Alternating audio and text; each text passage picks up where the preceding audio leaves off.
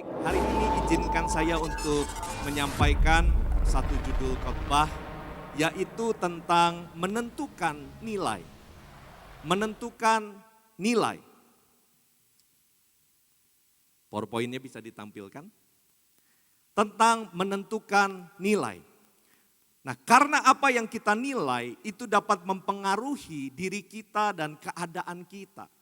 Nah, satu kali ada penelitian di Amerika di sebuah sekolah dasar.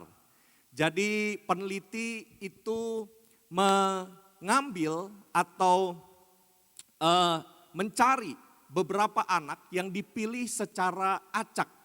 Dari latar belakang yang berbeda, dari kemampuan yang berbeda-beda, dan dari keluarga yang berbeda-beda. Dan kemudian mereka berikan nama anak-anak ini kepada guru-guru mereka. Dan dititipkan guru-gurunya, dikatakan bahwa ini anak-anak yang luar biasa. Mereka sudah dites, ternyata kemampuan mereka adalah di atas rata-rata. Mereka adalah anak-anak yang berkualitas, anak-anak yang bisa memiliki kekuatan belajar yang sangat luar biasa dan nilai-nilai mereka pasti akan meningkat. Jadi tolong perhatikan mereka betul-betul, didik mereka sungguh-sungguh dan mereka akan menjadi murid-murid yang luar biasa. Nah, ketika guru-guru mendapatkan titipan seperti itu, akhirnya guru-guru memandang mereka menentukan satu nilai yang tinggi buat anak-anak ini. Jadi guru-guru ini mulai mendidik mereka dengan sebaik-baiknya. Ketika anak-anak ini mulai merasa nggak sanggup, merasa nggak mampu, lalu guru-gurunya tetap memotivasi dan berkata, kamu pasti bisa, kamu luar biasa, kamu sudah melalui tes dan kamu kedapatan anak-anak yang benar-benar berbeda dengan anak-anak yang lain, kamu pasti bisa, kamu pasti bisa. Ayo, namanya juga belajar, belajar pasti ada gagalnya, belajar pasti ada salahnya. Ayo, yang penting mau terus mencoba. Jadi guru-guru terus mendorong anak-anak ini. Dan ternyata sikap daripada guru-guru ini membuat anak-anak ini pun menentukan nilai yang benar tentang diri mereka. Jadi mereka betul-betul merasa bahwa kita bisa, kita pasti sanggup, kita pasti bisa melakukan sesuatu yang terbaik. Dan kemudian penelitian ini dilakukan selama 8 bulan. Dan 8 bulan itu benar apa yang terjadi. Kualitas anak-anak ini benar-benar sesuatu yang luar biasa.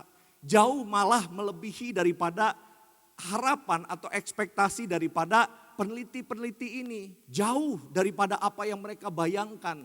Ternyata nilai-nilai mereka meningkat dengan pesat dan mereka menjadi anak-anak yang berkualitas. Dan yang lebih mengejutkan lagi, peneliti ini bilang sama guru-gurunya bahwa sebetulnya anak-anak ini anak-anak biasa-biasa saja. Anak-anak yang dipilih secara acak begitu ya. Dipilih secara acak. Wah, guru-gurunya kaget begitu ya. Selama ini mereka memperhatikan secara khusus karena mereka pikir ya bahwa anak-anak ini betul-betul sudah mencapai sesuatu tes yang menentukan bahwa anak-anak ini adalah anak-anak yang luar biasa. Yang membuat akhirnya guru-guru ini menentukan satu nilai yang luar biasa buat anak-anak ini. Nah, kita memperhatikan bahwa ternyata betul ya, apa yang kita nilai itu dapat mempengaruhi diri kita dan keadaan kita. Nah, saya ingat dengan satu tokoh dalam Alkitab, next. Di dalam satu tokoh dalam Alkitab, di dalam 1 Tawarik pasalnya yang keempat, ayatnya yang ke-9 sampai ke-10. Nah, tokoh ini bernama Yabes. Nah, kita tahu ya, ada doa Yabes ya. Kita naikkan doa Yabes, bahkan dibuat pujiannya. Kita naikkan ini sebagai sebuah pengharapan kita. Nah, mari kita lihat Yabes. Yabes lebih dimuliakan daripada saudaranya. Wah, luar biasa. Yabes dimuliakan daripada saudara-saudaranya. Jadi kita pikir nama Yabes adalah dimuliakan. Nama Yabes adalah ditinggikan. Nah, tapi kita memperhatikan, mari kita lihat. Di sini dikatakan, nama Yabes itu diberi ibunya kepadanya sebab katanya apa?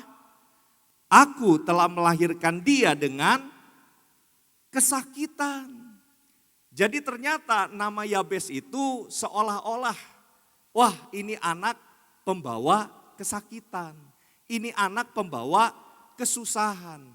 Nah jadi selama dia bertumbuh, dunia atau orang-orang sekitar memanggil nama dia, anak yang memberikan kesakitan, anak yang membuat kesusahan. Itulah nilai yang diberikan kepada Yabes. Nah tapi mari kita lihat, ada sesuatu yang luar biasa yang membuat akhirnya Yabes lebih dimuliakan daripada saudara-saudaranya. Karena Yabes tidak mau ditentukan oleh dunia, tapi dia memiliki ketentuan nilai tersendiri tentang dirinya. Nah kita lihat, Yabes berseru kepada Allah Israel, katanya, nah jadi dia berpengharapan kepada Tuhan. Biarlah Tuhan yang menentukan hidupnya. Tuhan yang menentukan masa depannya. Tuhan yang menentukan perjalanan kehidupannya.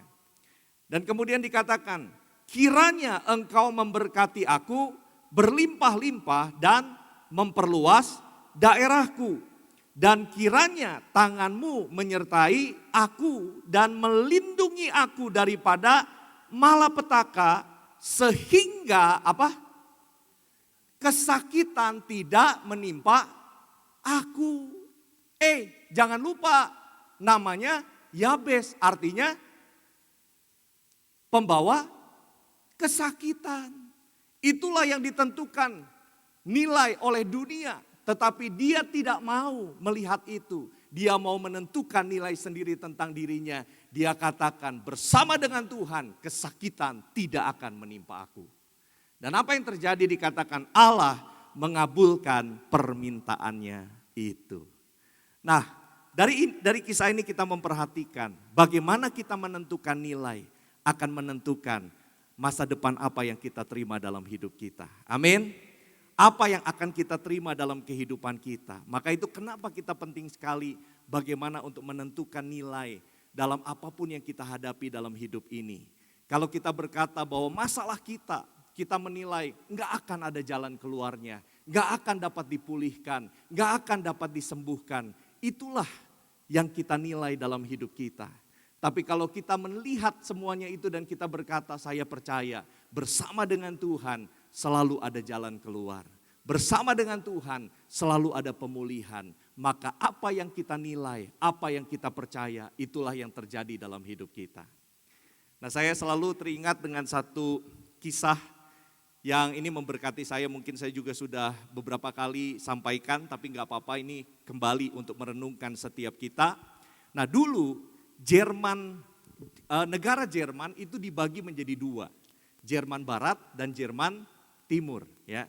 Nah dulu dibatasi oleh satu tembok namanya yang dikenal oleh tembok Berlin. Tapi ada satu masa tembok itu dihancurkan sehingga akhirnya Jerman menjadi bersatu. Nah tapi dulu Jerman Barat dan Jerman Timur. Nah Jerman Barat ini adalah negara mereka percaya adanya Tuhan. Jadi mengedepankan agama, mengedepankan kepercayaan. Nah tetapi Jerman Timur adalah negara yang tidak percaya adanya Tuhan. Nah satu kali Jerman Timur mau cari gara-gara sama Jerman Barat. Jadi Jerman Timur berkata seperti ini, ayo kita kumpulkan, semua kotoran-kotoran, kotoran manusia, kotoran hewan, apapun sampah-sampah kita kumpulkan di dalam satu gerobak. Lalu kita taruh di perbatasan antara Jerman Timur dan Jerman Barat dan tulis besar-besar untuk Jerman Barat, begitu ya. Nah, waktu Jerman Barat melihat pemberian daripada Jerman Timur, mereka lihat, wah, tujuan daripada Jerman Timur adalah membalas, betul ya? Membalas apa?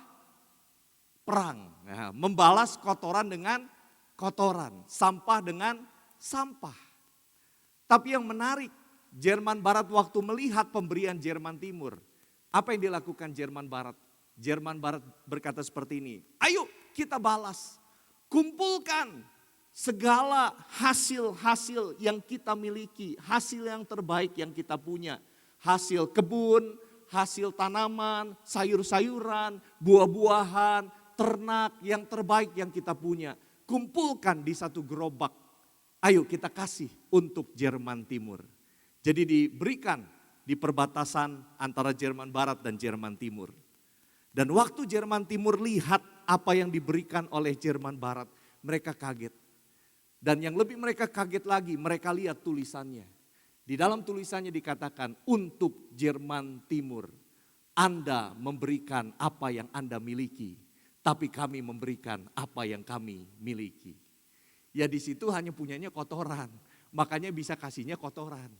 Tapi yang kami punya adalah kelimpahan, makanya yang kami bisa kasih adalah kelimpahan.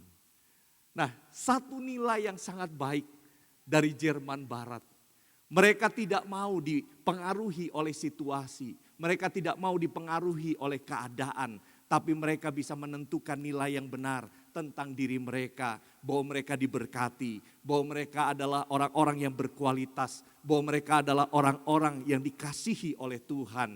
Maka itu apapun yang mereka berikan, apapun yang mereka sampaikan, semuanya adalah sebuah nilai yang baik. Amin Bapak Ibu. Nah kembali lagi kita memperhatikan bagaimana kita menentukan nilai tentang diri kita, tentang keadaan kita, akan menentukan masa depan apa yang akan kita terima dalam hidup kita. Amin. Keadaan apa yang akan kita terima di dalam kehidupan setiap kita. Saya selalu suka dengan ayat firman Tuhan ya yang Mazmur 23. Saya setiap pagi selalu perkatakan Mazmur ini. Yaitu tentang Daud menggambarkan Allah sebagai gembala. Tapi bukan hanya gembala, gembala yang baik, gembala yang baik. Dan di ayat yang keempatnya, Daud berkata begini, sekalipun aku melewati lembah kekelaman, aku tidak takut bahaya. Pertanyaan saya, kalau Tuhan adalah gembala, Dia yang menuntun, kenapa harus dibiarkan melewati lembah kekelaman? Betul? Apalagi bukan hanya gembala, tapi gembala yang baik. Tapi kenapa harus membiarkan Daud mengalami lembah kekelaman? Harusnya diluputkan dong, betul nggak? Betul nggak? Harusnya dituntun untuk tidak lewat lembah kekelaman dong, begitu ya? Kan dia gembala yang baik. Tapi Daud nggak melihat itu. Daud tetap berkata, engkau gembala yang baik. Sekalipun aku harus melewati lembah kekelaman, aku tidak takut bahaya. Dan ayat ini diakhiri dengan pernyataan, kebajikan, kemurahan selalu mengikutiku. Ku puji, ku sembah kau Tuhan. Yang Daud lihat bahwa apapun situasi yang dia hadapi, sekalipun lembah kekelaman, dia menentukan satu nilai bahwa tetap Tuhan saya adalah gembala yang baik. Dan selalu ada kebaikan Tuhan dalam setiap langkah kehidupan saya. Ada kemurahan Tuhan di dalam apapun situasi yang saya hadapi. Dan saya percaya Tuhan pasti akan menuntun langkah demi langkah saya. Langkah demi langkah kehidupan saya. Nah itulah nilai yang ditentukan oleh Daud waktu dia menghadapi masalah. Maka itu dia gak pernah gentar. Maka itu dia gak pernah putus asa. Dia gak pernah putus pengharapan. Karena dia menentukan nilai yang benar. Nah saya memperhatikan pribadi Daud ini adalah satu pribadi yang antik. Kita tahu bagaimana Daud, dia itu dikejar-kejar Saul, betul ya. Mau dibunuh. Dan ada beberapa kali kesempatan untuk Daud bisa bunuh Saul, tapi Daud nggak lakukan. Nah ada satu saat di mana Saul bersama dengan prajuritnya, itu ada di lembah, berkemah, tidur di sana. Dan Daud ada di atas gunung. Lalu Daud teriak, "Hey Saul!" begitu ya. Nah lalu Saul bangun, bersama dengan pasukannya bangun. Dan mereka tanya, "Itu kamu Daud? Kalau berani turun," begitu ya. Lalu Daud bilang begini, "Tuanku, sebetulnya aku punya kesempatan untuk membunuh kamu, tapi tidak aku lakukan." Lalu Daud tunjukkan buktinya bahwa dia bisa membunuh Saul, tapi dia nggak lakukan. Dan kemudian waktu Saul melihat itu, wah Saul luluh juga begitu ya. Saul luluh juga, lalu dia katakan, "Engkaukah anakku Daud?" Begitu ya.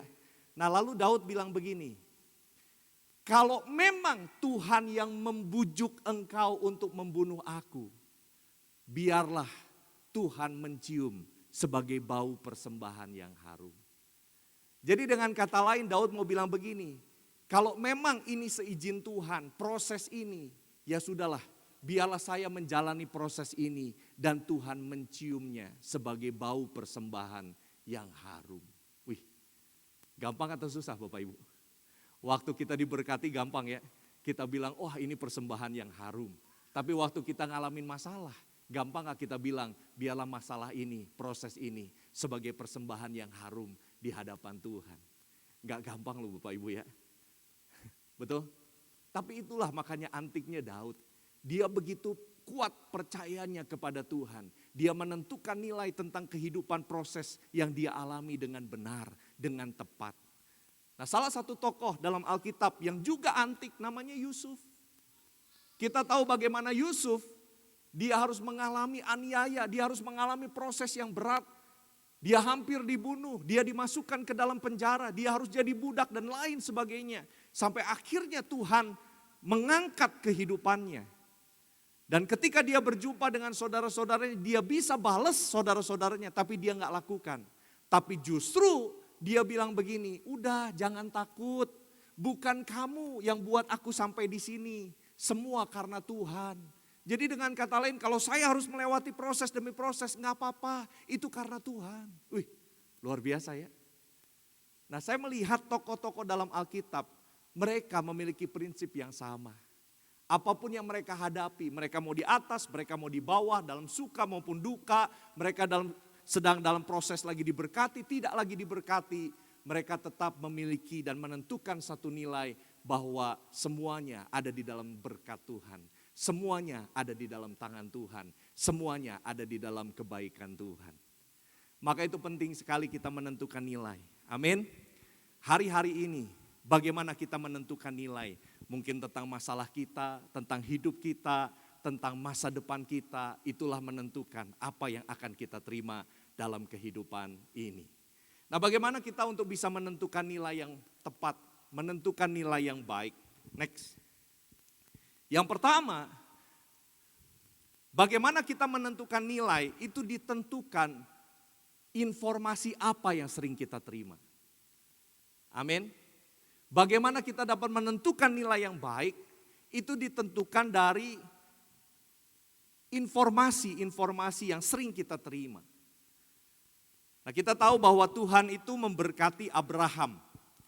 Nah, berkat Tuhan kepada Abraham, Tuhan akan membuat engkau menjadi bangsa yang besar dan memberkati engkau serta membuat namamu masyhur dan engkau akan menjadi berkat. Olehmu semua kaum di muka bumi akan mendapat berkat. Dan ini adalah berkat Tuhan kepada Abraham. Dan berkat ini digenapi juga di dalam Yesus Kristus Tuhan. Setiap kita yang ada di dalam Tuhan Yesus, kita pun mendapatkan berkat ini. Yang setuju boleh katakan amin. Amin. Nah, lalu berkat ini terus turun-temurun. Abraham kepada keturunannya. Dan memang lebih mengarah kepada anak sulung. Ya. Nah, Abraham kepada Ishak. Ishak kepada siapa? Harusnya bukan Yakub, tapi siapa? Harusnya Esau. Karena Esau anak sulung. Jadi harusnya berkat Abraham, berkat Ishak, berkat Esau. Tapi kenapa akhirnya jadi berkat Abraham, berkat Ishak, berkat Yakub? Kenapa?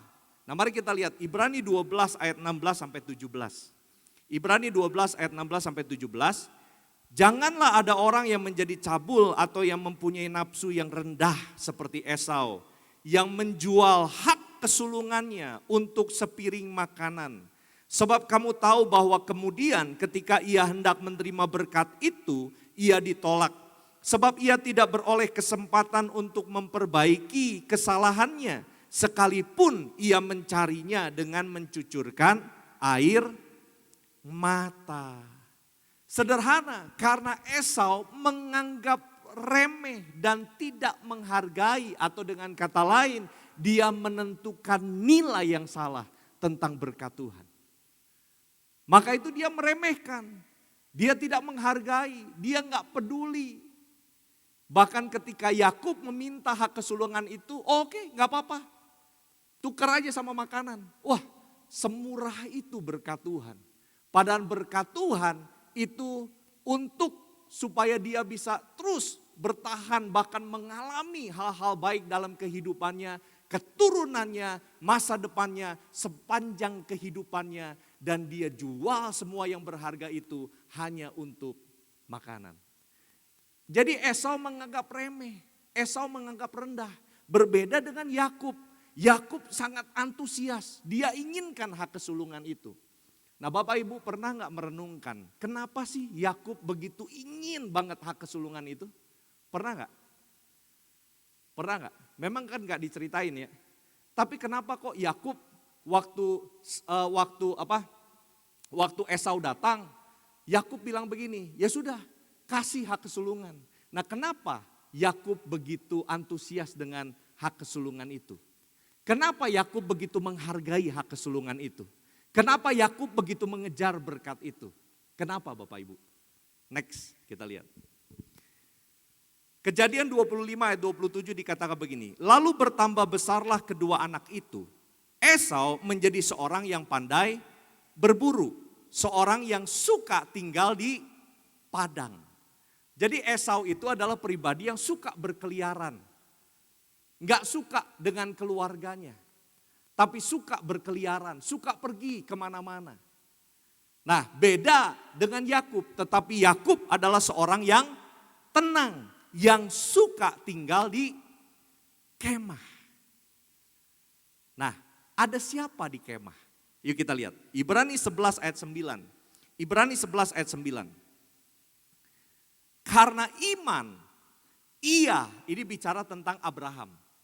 Karena iman, Abraham diam di tanah yang dijanjikan itu seolah-olah di suatu tanah asing. Dan di situ Abraham tinggal di kemah dengan siapa? Ishak dan Yakub. Yang turut menjadi ahli waris janji yang satu itu.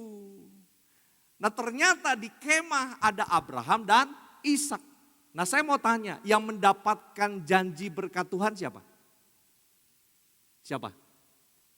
Abraham, betul ya? Iya kan? Betul nggak?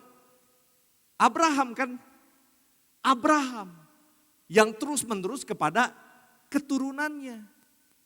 Berarti saya percaya waktu di kemah Yakub banyak mendapatkan informasi-informasi tentang Tuhan melalui Abraham, melalui Ishak.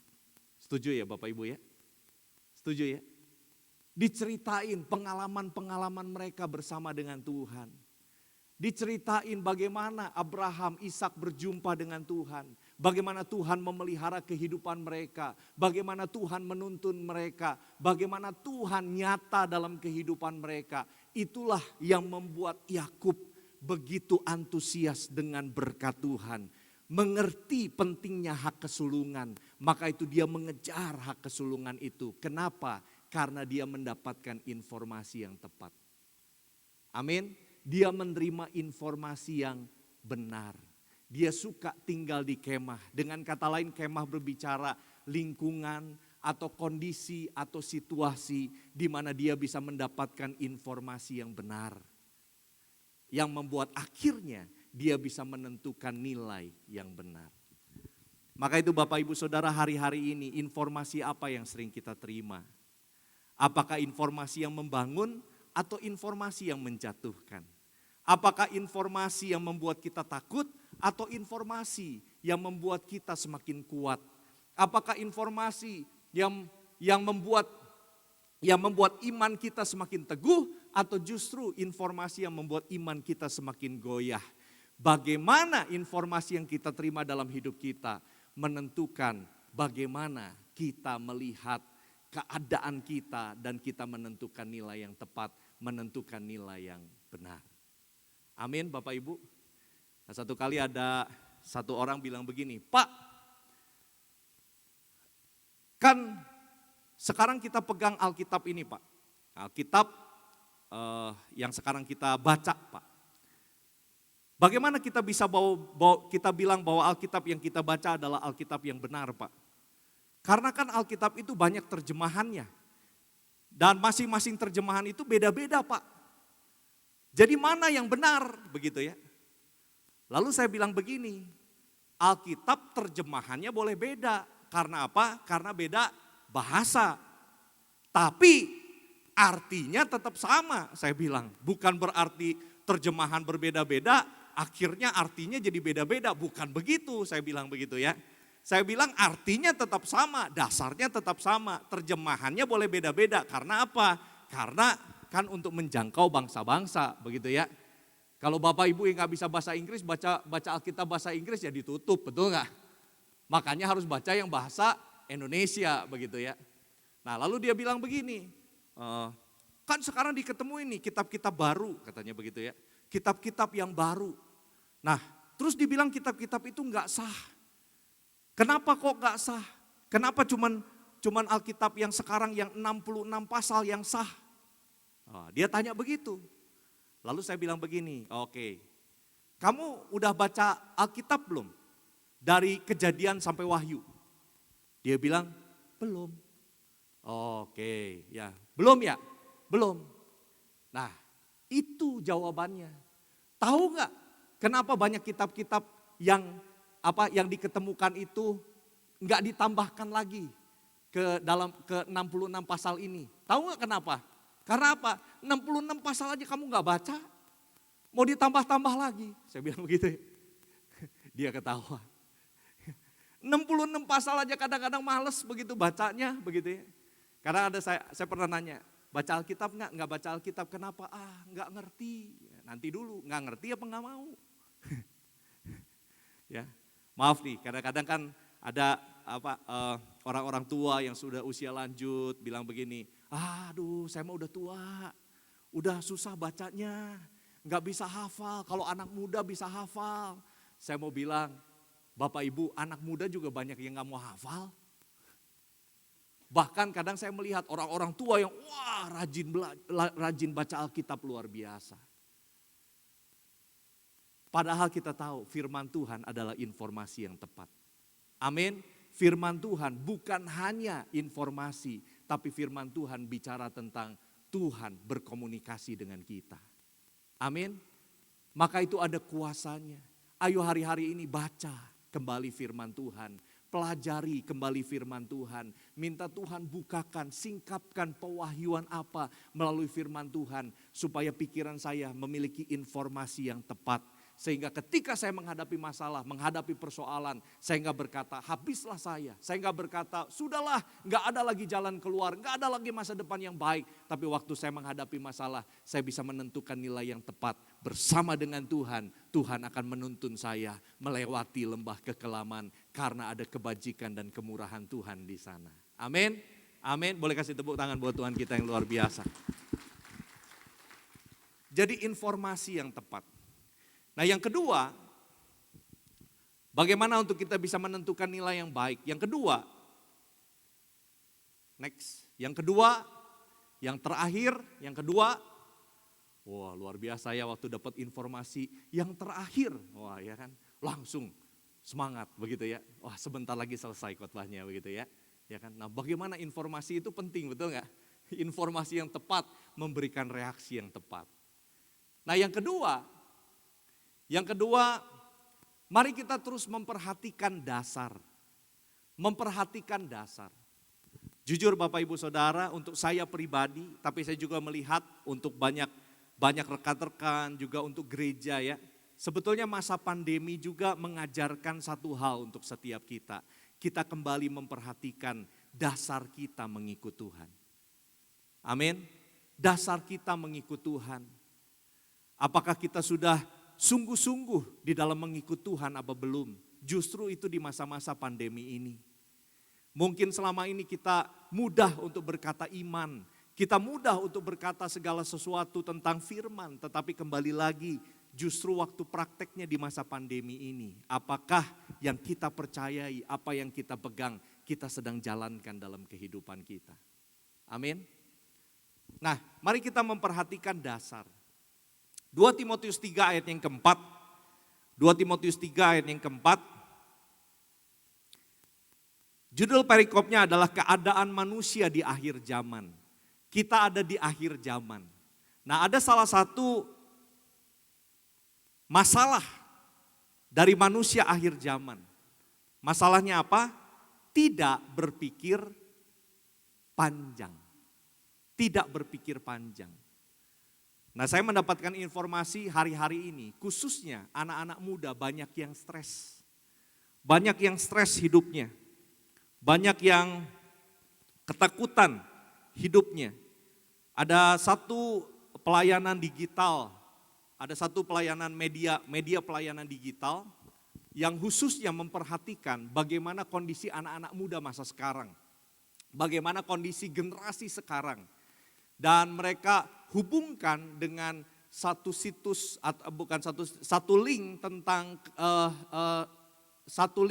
kesehatan.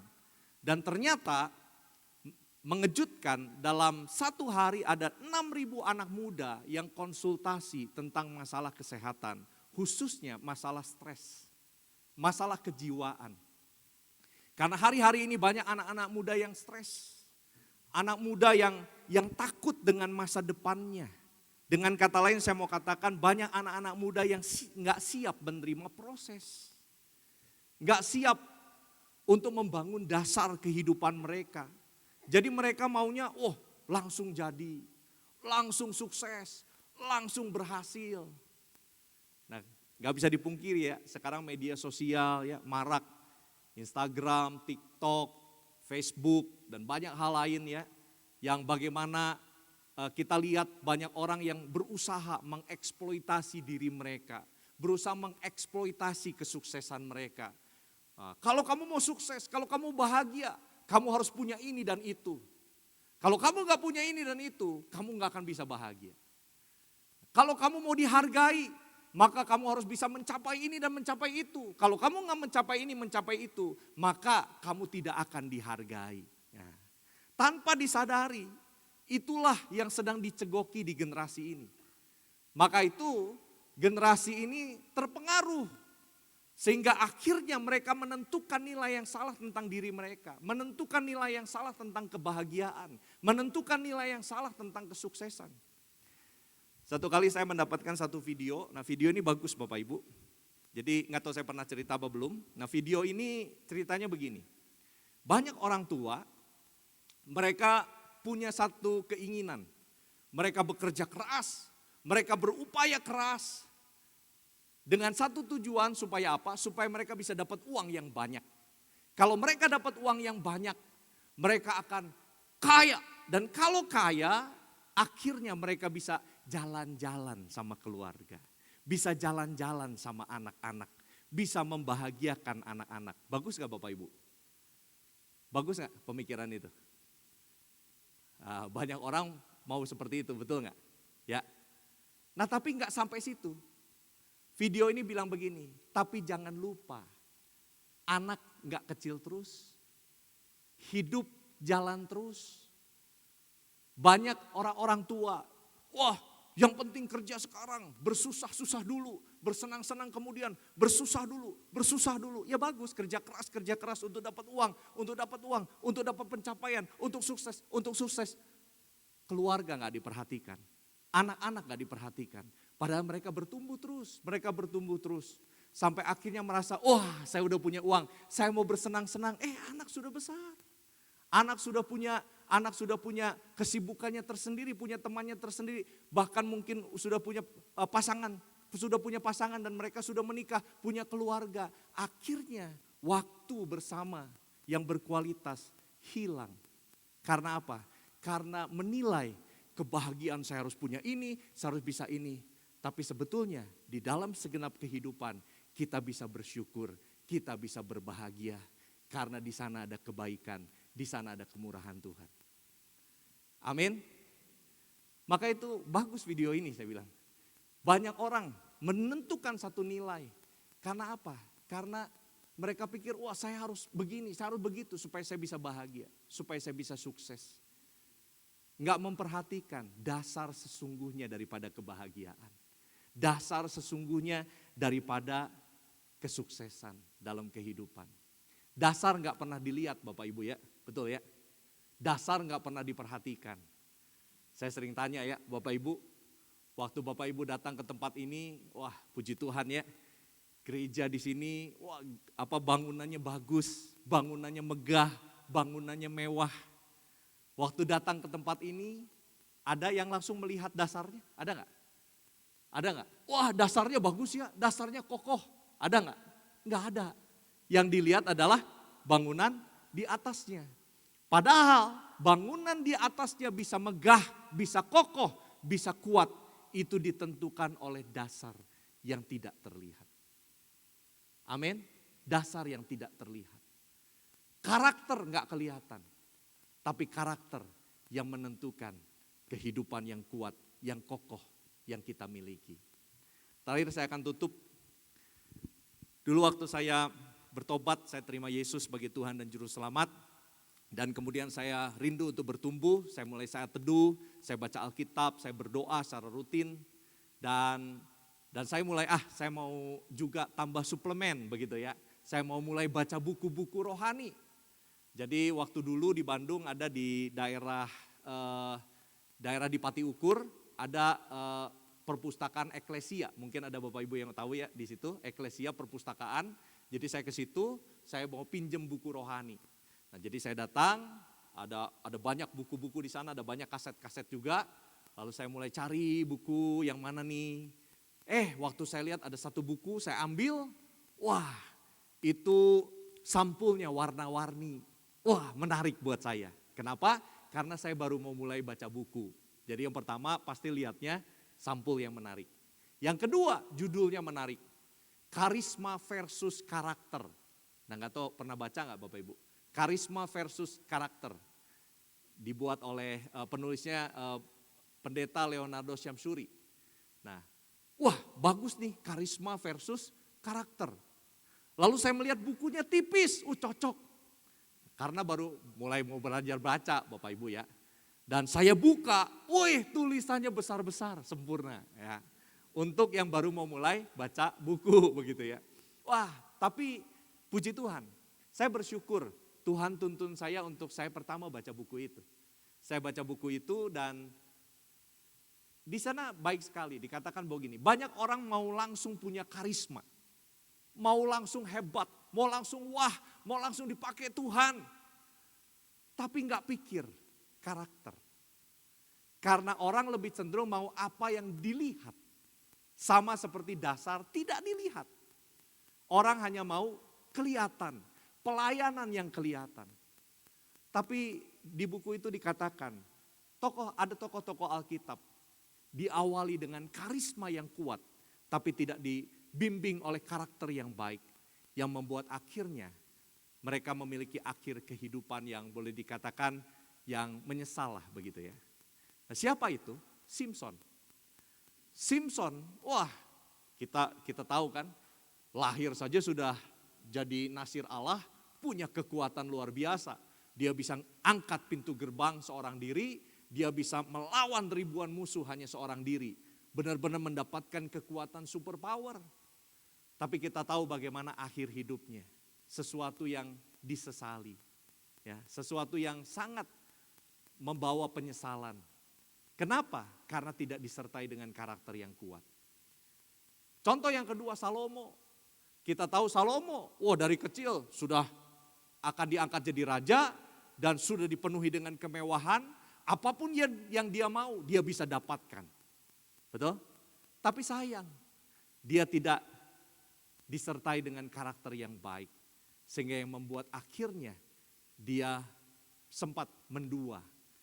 Ya, dia menduakan Tuhan dan sempat jauh dari Tuhan dan mengalami masalah demi masalah dalam kehidupan. Tapi lalu tokoh Alkitab yang lain yang mengutamakan karakter. Siapa? Yusuf. Yusuf seolah-olah nggak punya karunia apa-apa, nggak punya karisma apa-apa. Tapi dia karakternya tetap teguh percaya kepada Tuhan. Apapun proses yang dia alami dia tetap pegang Tuhan, dia tetap pegang Tuhan. Sampai Tuhan mengangkat hidupnya. Dan tokoh yang kedua adalah Daud. Daud diurapi jadi raja, nggak langsung jadi raja. Dia harus ngalamin proses demi proses demi proses. Membangun dasar demi dasar, karakter demi karakter. Sampai akhirnya Tuhan angkat hidupnya dan dia nggak pernah lupa Tuhan waktu dia ada di puncak. Karena apa? Karena karakter yang baik. Maka itu hari-hari ini mari kita memperhatikan dasar. Mari kita bangun karakter yang baik. Mari kita mengikut Tuhan dengan tujuan apa? Kita melayani dengan maksud apa? Mari kita kembali kepada panggilan yang sesungguhnya yang Tuhan mau dalam hidup kita. Saya percaya berkat itu bonus. Kesembuhan itu bonus, mujizat itu bonus. Selama kita ada di dalam tracknya Tuhan, kebajikan, kemurahan selalu mengikutiku. Ku puji, ku sembah Kau Tuhan. Amin. Boleh kasih tepuk tangan buat Tuhan kita. Mari dengan hormat kita boleh bangkit berdiri Bapak Ibu.